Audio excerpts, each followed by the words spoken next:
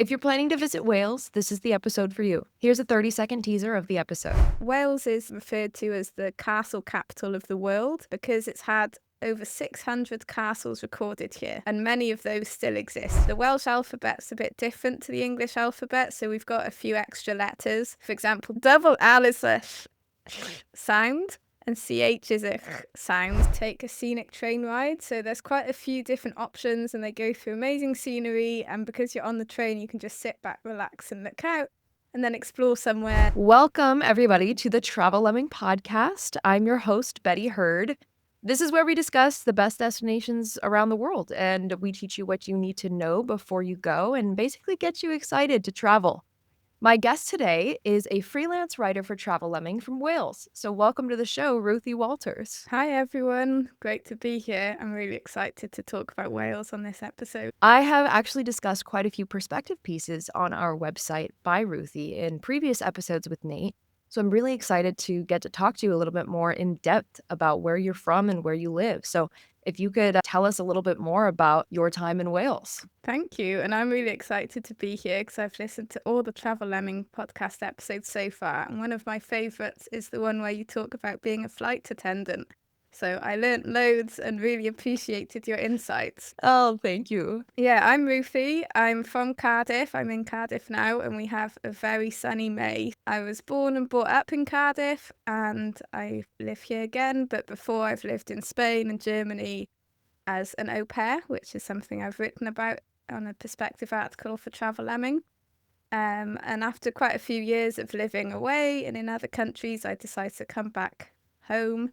And yeah, I love writing about Wales and telling people how they can visit, where they can go, and why they should come. Yes, absolutely. And there are tons of articles written by Ruthie about Wales on Travel Lemming, which we will be linking in the show notes. So make sure to check those out after this episode. But we're going to get into it in just a moment. So before we get into it, make sure to like and subscribe to our channel so you can follow along with us as we talk about new destinations every week. So I always like to start with the first question is why should somebody travel to Wales?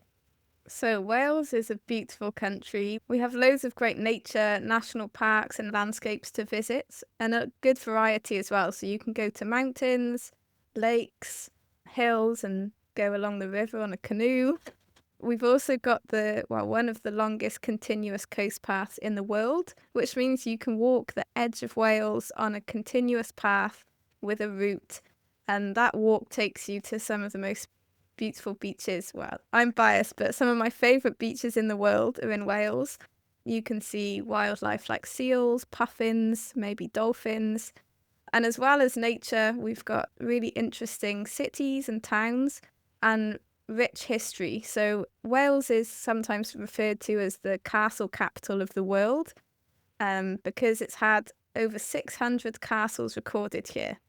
And many of those still exist. You can visit them. Some are ruins, but some are still more intact. And as well as castles, we've got history dating back to the Roman period.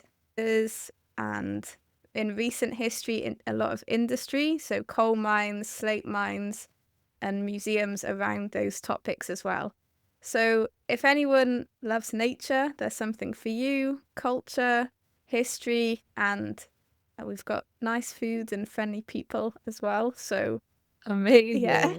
I love it. And yeah, I've never been to Wales myself, but it just looks absolutely stunning with the castles and the history, like you said. So we will definitely get a little bit more in depth about all of that in just a moment.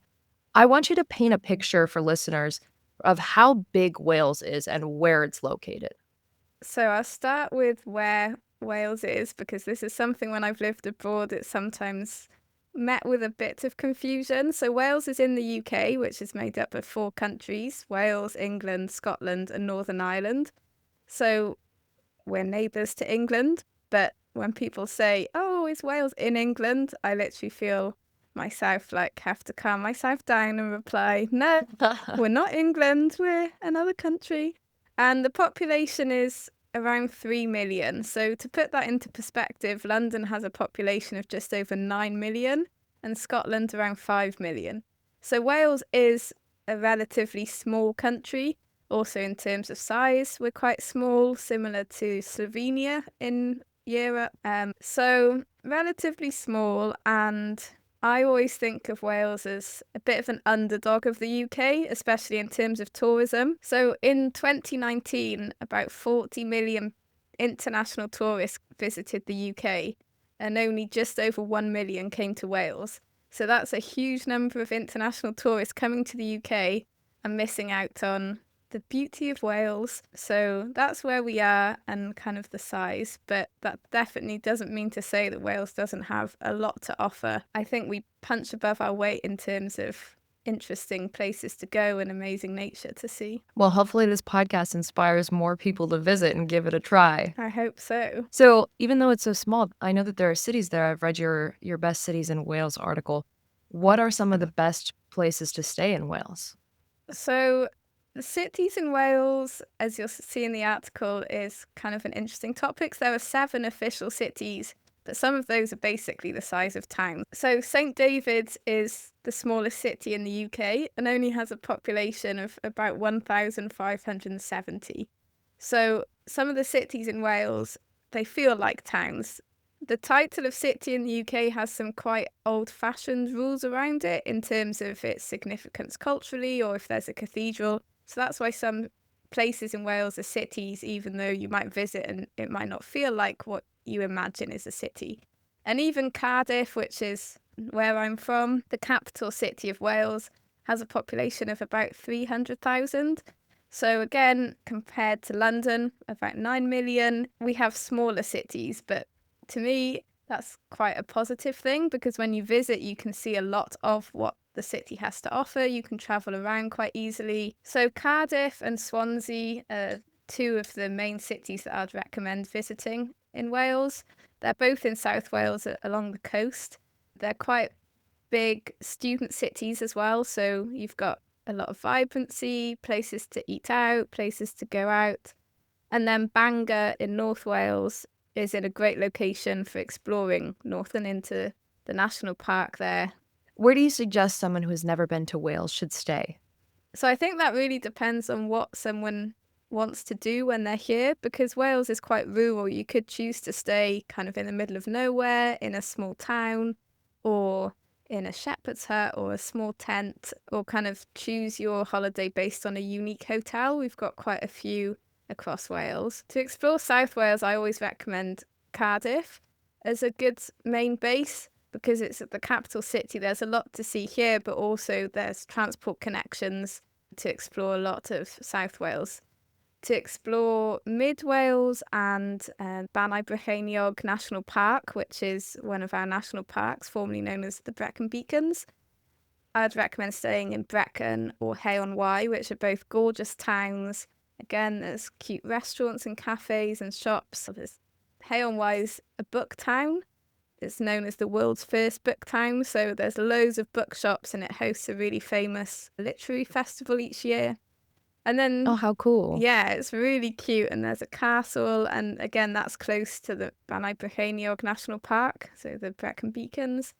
And then to explore North Wales, I recommend Conwy, which is a really cute town, again, not far from the national park there called Eryri. And Conwy also has a gorgeous castle. It's one of a few that make up a World Heritage Site, so it's really worth a visit. And again, from there, there's good transport links to visit smaller places in kind of more rural locations. So the reason I recommend those as bases is because the weather in Wales can be a bit unpredictable. So if you're somewhere and it rains, at least you've got other activities you can do. Whereas if you're in kind of the middle of nowhere and you've planned your entire trip on doing outdoor activities, and then one day you don't have the weather for those outdoor activities, you might feel a bit like you don't have many options. So Cardiff, Swansea, Brecon or Hay-on-Wye and Conwy are some of my top recommendations. But I've written a bit more about some other places in the article as well. Awesome. And of course, like I said before, we'll be linking that in the show notes. You've mentioned all these awesome places to stay, and kind of the beauty of a smaller country like Wales is that you can kind of access all of these different spots, even if you're not necessarily staying in that area. Are there any other notable places you want to mention in Wales? I really love the coastline in an area called Pembrokeshire. So the tiny city that I mentioned, St. David's, is a popular place to go to access beaches and the coast of that area. And also Tenby, which is a seaside town, again in Pembrokeshire and in South Wales, and it's just always got a happy seaside feel. I just love Tenby. And then in North Wales, not far from Conwy, which is the town that I mentioned, is another town called Caernarfon, which again is very historical and has one of the castles that makes up this World Heritage Site, but it just has a really nice feel to it. A few years ago, I did a trip to Conwy, Caernarfon, and Aberystwyth, which is on the west side of Wales. So many, like you could choose a small town. I could name 10, so many small towns that if you stayed in and small towns are your thing, you'd have a great time. So Are there any budget areas that you'd recommend visiting?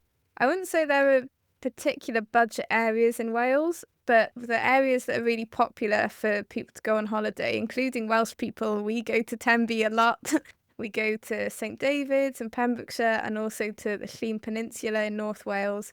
They're maybe not so budget friendly because accommodation tends to be a bit more pricey and there's not kind of big hostels or hotels. It's often smaller places like smaller bed and breakfasts. Camping can be a good budget option in Wales because there's beautiful campsites and camping tends to be cheaper than paying for other kinds of accommodation. But again, Cardiff, Swansea and Bangor, the cities I mentioned earlier, could be quite good choices just because there's more available accommodation. Because of the students and the kind of the university feel, you can get cheaper food, cheaper drinks, and there's really good transport links. So if you end up in a place in Wales that hasn't got good bus or train connections and you end up paying for taxis, that is going to get expensive and you may not even get a taxi. So you have to be careful with transport, which we'll get onto a bit later. Yeah, and so if you want to explore Wales without hiring a car, which is very easy to do, that's cheaper usually than hiring a car. And so looking for those places with good transport connections is going to be important. In my experience, Wales is still slightly cheaper than London. I lived in London for a bit and just food prices and bus tickets and, getting a drink now and again all adds up. Yeah, Whereas I yeah, think it's pricey. it is, yeah. So there is still a slight price difference, but I don't want to oversell that price difference because, you You know, know, watch it there. yeah. Yeah, I was gonna ask too, do you guys pay for things is it pounds? Yeah, so it's the same currency Okay. across the UK. Oh, I right, of heard course. Louise's episode on Scotland and they have the Scottish pounds, but in Wales we don't have Welsh pounds. Are there a lot of hostels in the big cities, the bigger cities? Not many, so there's Okay. kind of maybe one or two in each city. So you can again find like on Booking or Hostel World, you can find these hostels and maybe base your trip around them. The other hostels that we have that aren't usually in cities but are great for exploring more natural rural areas are the YHA hostels, so they're Youth Hostel Association. And there's one in Pen y Pass, which is where a lot of people stay if they want to walk up the biggest mountain in Wales. There's also one near Tenby, which is the town that's really cute. So the YHA hostels can be a great shout for budget travellers or people who like to stay in hostels but want to explore the outdoors. Okay, great. Thank you for that tip. If you were to rent a car, can you cross the border into England? Like, do you get questioned? Do you have to stop at Border Patrol or can you just like cross the boundary? So within the UK, there aren't any immigration like border crossings or anything. So that's what's a bit confusing because Wales is a country, but the UK is a country. So we're kind of within the UK. So you can drive across a bridge between England and Wales or get a train or a bus. There's literally no difference. I mean, I used to live for a while in a small town called Monmouth, which is on the border of England and Wales, and I'd literally walk or cycle across, and you don't even know where you are, which was Yeah. confusing during COVID when England and Wales had slightly different rules sometimes, and you had to think, Oh, yeah, I okay, bet. so what's going on?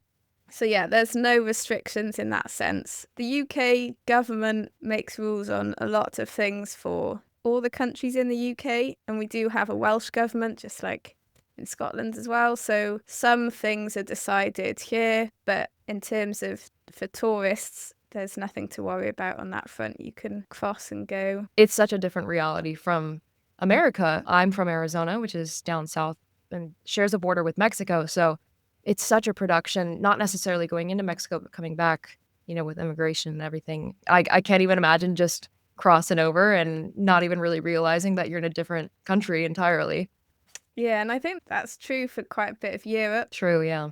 But so within the UK, we don't have that. But if I go to France or anywhere on continental Europe, I have to show my passport. So which Nate and I talked a lot about in our Europe episode, which for listeners, you should check that out after this if you're interested in traveling around Europe. But for travelers going from anywhere in what I would refer to as continental Europe to the UK, you would have to show a passport. Awesome. I want to get into when is the best time to visit Wales? Probably today because it's the best weather week.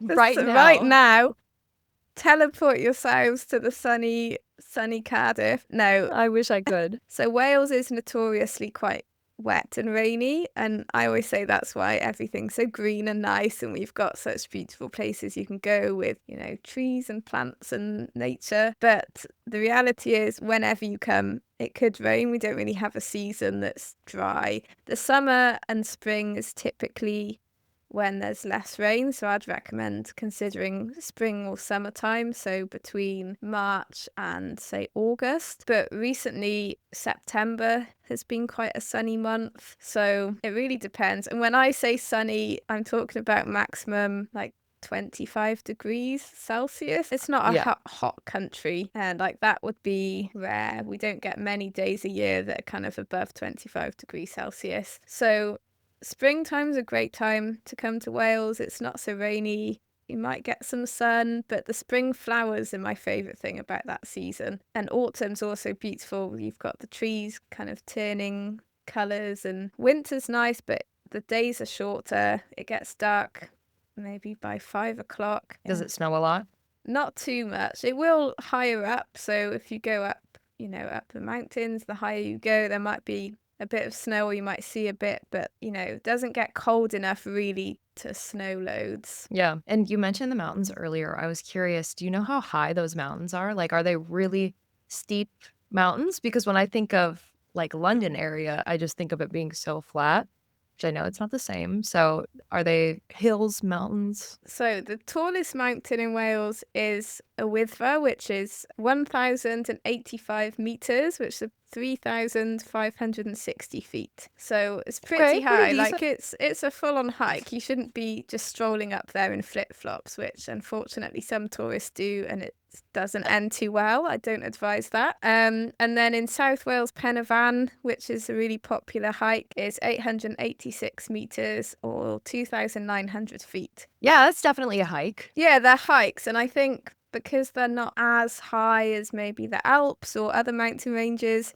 in Europe, people think, oh, I can just walk up this quite easily. But like in any place, if you're in Wales and you want to walk up a mountain, you need to be prepared. Yeah, you got to stick to the precautions. Yeah, and stick to a path and a proper map, because checking Google Maps when you're halfway up, like a tall mountain, is not the most reliable way of finding your way. Well, in that same vein, I want to talk about what are the best things to do in Wales. So hiking up a mountain is clearly one of the great things you can do here. Visiting a castle. So as I said, we've got hundreds of castles to visit. I recommend Conwy or Caernarfon Castle. Caerphilly Castle's the biggest in Wales, and Chepstow Castle's the oldest. So if you're really into castles, you can find like a specific one you want to see, but I just think seeing any one is, a great experience. Another great thing to do in Wales is to take a scenic train ride. So there's quite a few different options, and they go through amazing scenery, and because you're on the train, you can just sit back, relax and look out, and then explore somewhere, and then get back on the train and go back. So my favourites are the Vale of Rheidol, which is near Aberystwyth, and you can go to a place called Devil's Bridge, which is a gorgeous waterfall spot, and then you travel back. There's also the Festiniog and Welsh Highlands Railway, the Brecon Mountain Railway. There's just a lot of options, so I enjoy that kind of travel, but I think it's a great day trip just to be able to see more of the countryside. So quite an exciting thing if you're a bit of an adrenaline junkie is to go on one of the many attractions and activities at Zip World. There's a few sites in Wales and there's the fastest zip line in the world, which goes over a disused quarry. You can trampoline in an old quarry. I've done that and it's just great fun. So that's in my best things to do in Wales article. Visiting a beach is another good one, just exploring the towns, walking around the cities. Yeah, there's a lot of outdoor activities. Another thing I recommend is checking the museums, and I've written an article specifically about museums in Wales, but some of them are really fascinating and very interactive. So it's a great family day out. You know, there's art from many different countries here in the National Museum of Cardiff, so you could check out a museum, especially if it's raining. It's always a good backup. Yeah, good indoor activity. Oh, and try some Welsh food. So I was gonna ask you, what is Welsh food? we've got Welsh cakes, which are like small cakes, kind of biscuits. They're not biscuits. They've got dried fruit in. They're kind of hard to describe, but they're really nice. We've got barra-brith, which is a tea bread with dried fruit. Lava bread, if you see that written, it's not bread, it's seaweed. So you have that on like a traditional Welsh breakfast. A feature of Welsh food is, in my opinion, that a lot of the produce is quite local. So because there's lots of farming, we benefit from having kind of locally produced meat and vegetables and fruit. So especially in independent restaurants in particular, you often see it'll say from this farm or from this butcher or like locally produced good quality food. So I think that's a really good feature of eating out in Wales, and I always recommend trying those kind of smaller, more independent restaurants. Of all the things that you talked about doing in Wales, what are the top 3 attractions that you'd recommend visiting? So in terms of attractions, the ones I've mentioned, a museum and Zip World attractions are the top. I'm going to throw in Port Marion as well, which is a really picturesque, they describe it as an Italianesque village. So it's got a Mediterranean feel, but it's on the Welsh coast. And if you catch it on a sunny day, it's just really a special town. But it's a folly town. So it was built to look kind of Mediterranean and be a tourist attraction. So it's not kind of a normal town, but it's just stunning. And you can also stay there. So you could book a night in the castle there, and then you get to wander around when everyone else has gone home. And if I get a fourth, I'll throw in Folly Farm, which is just a nostalgic family day out in Pembrokeshire. And you can see wildlife. It's like a zoo and indoor attractions, especially for kids, like play parks. That's awesome. Is there any etiquette visitors should know before they go to Wales, or any societal taboos? So Welsh Cymraeg is an official language of Wales within Wales. So we've got English and Welsh. The country is bilingual in terms of kind of government documents. So you'll see a lot of public notices in English and Welsh. You'll see signs to places in both languages. And a lot of the place names are Welsh. So originally, you know, the place names, some of the ones I've mentioned, are in the Welsh language. That's why they might sound a bit more tricky to pronounce. And other ones maybe have a translation. So you'll see the Welsh language a lot. You might hear it in some counties, for example, Caernarfon, which is the town I mentioned earlier. Over 80% of the population are Welsh speakers. In Cardiff, there's quite a big Welsh-speaking community. I'm a learner, so I understand quite a lot. We learn it from in school. It's a compulsory subject, and then I go to Welsh class now. So there's a big community of learners and speakers. So you'll probably come across the language on your trip. And I think just like if you're going anywhere else, just being respectful of the language is really important. The Welsh alphabet's a bit different to the English alphabet, so we've got a few extra letters. For example, double L. So double L is a sound and CH is a sound. So when you see names, sometimes there's lots of letters. Vowels are different, and Y and W, for example, are vowels in Welsh.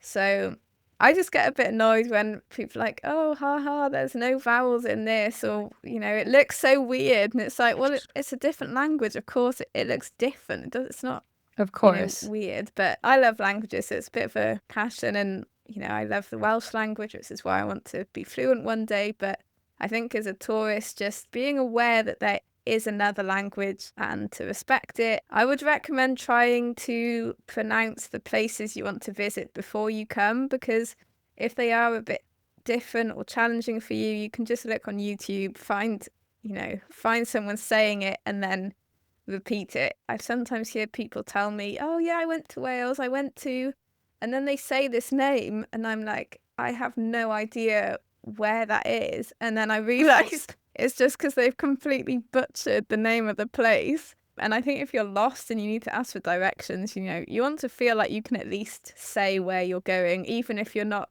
saying it in the, best pronunciation. It doesn't matter. The fact that you're trying and you've looked it up is going to stand you in good stead. And if you want to go a bit further, you could learn, how to say hello and thank you, which shwmae is hello, diolch is thank you. Shamai. Shwmae. That's hello? Yes. Okay. Yeah, no, I think it's always really important to at least learn a few phrases before you visit any country. And I think a lot of people just assume that Wales, since it's in the UK, they just speak English, you know? Yeah. So yeah, I think that those are great tips. Definitely learn a few Just a phrases and at few. least know the basics of what you're doing and where you're Yeah, going. and so Welsh is one of the oldest languages in Europe, and it's got Celtic roots, so it shares similarities with, the languages spoken also in Ireland and Scotland and Brittany. That's super interesting. As we're getting to the end of the episode, I want to talk about how to explore all these different places you've discussed in Wales. So, what are the best ways to get around Wales? So one option is to hire a car and drive around. I would say similar to in Scotland, a lot of our roads are quite small. So if you're not so confident on country roads, that might not be the best option, especially if you want to go to some of the more rural destinations. But I recommend travelling by bus or train. So public transport in Wales can be a bit patchy, I'll admit. It can sometimes be, not quite running to the perfect schedule. So factor that into your plans and itineraries. But on the whole, you can travel to a lot of the destinations I've mentioned on public transport, and that means that you can enjoy the views as well. So, for example, if you travel by bus from Carmarthen to Aberystwyth, which are two towns kind of near the coast, where Aberystwyth is on the coast of Wales, you get some nice coastal views along the way. If you travel on a train, there's a train line called the Heart of Wales, and that's just a normal train line. That's not one of the ones I mentioned earlier that's kind of a specific route or just for tourists. That's one you can travel on to get further up or onwards to Manchester, for example.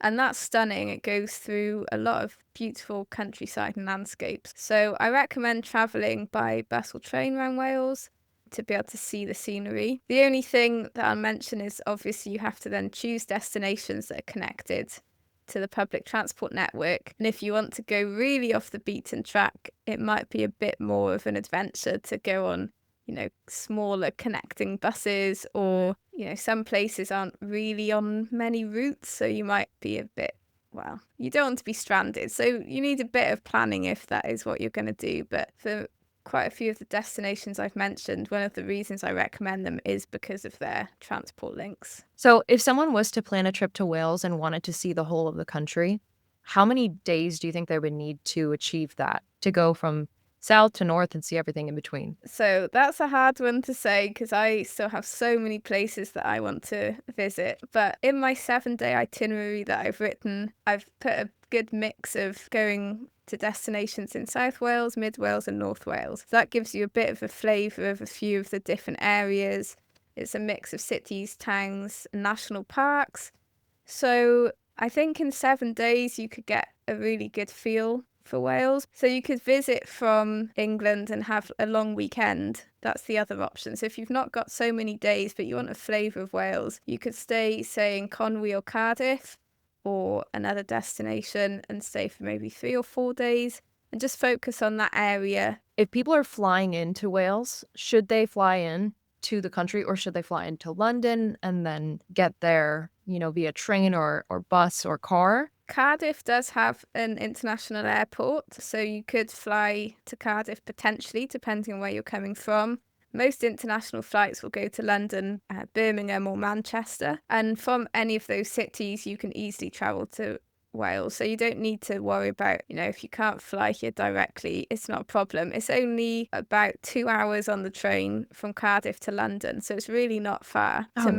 Manchester, you can go across into Wales really easily. So, and same with Birmingham. So there's train connections and coaches like National Express that travel from a lot of major English cities to major Welsh cities. So, yeah, that's the other thing I think people often don't quite know about Wales, is that it's not that far away. Like, obviously, if you're going right Right. onto the edge so St. David's is right on, the very edge of a little coastal region in Wales. That's going to take further. That's going to take Yeah. longer to get to. Even for me from Cardiff, that takes, a couple of hours. But I used to go to London and back in a day for work, and people would say, "Oh, you've travelled from Wales this morning," as if I've come from, this long lost land in the middle of nowhere. It's like, yeah, it was less than 2 hours. It's less Yeah. than a commute within, a county in England. Do you have any other tips for people who are visiting Wales?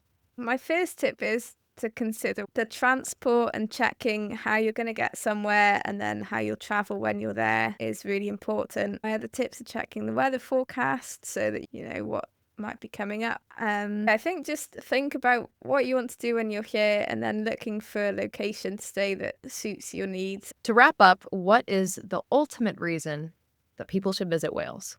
So Wales is often an overlooked tourist destination, especially by international tourists. But although we're small, there's loads to see, and there's incredible nature and scenery. Wales is rich with history and culture, and I think wherever you go, you'll find something that is an enjoyable holiday activity. Now I really do want to go to Wales. It was never something that I'd considered that much in the past until I really started to see your articles. Um, And now that I've talked to you today, I really would love to visit the next time I'm in the UK. You're very welcome to come. I'll show you around. Amazing. Well, thank you so much, Ruthie, for being here today. And again, to all of our listeners, all the articles that are relevant to this episode will be linked in the show notes. Make sure to check out Ruthie's articles after the episode on travellemming.com. We got over 1,500 different guides on the website, so we've got a little something for all your destinations. If you like the episode, make sure to like and subscribe. We're posting videos on Thursdays. So thank you again, Ruthie, for joining us today. I hope you had a great time on the Travel Lemming I podcast. did indeed. Thank you. Diolch. Diolch yn fawr, as we'd say here. I love it. I love it. I got to practice the sounds. And thank you all so much to our listeners for being here today. We will see you next time on the Travel Lemming podcast.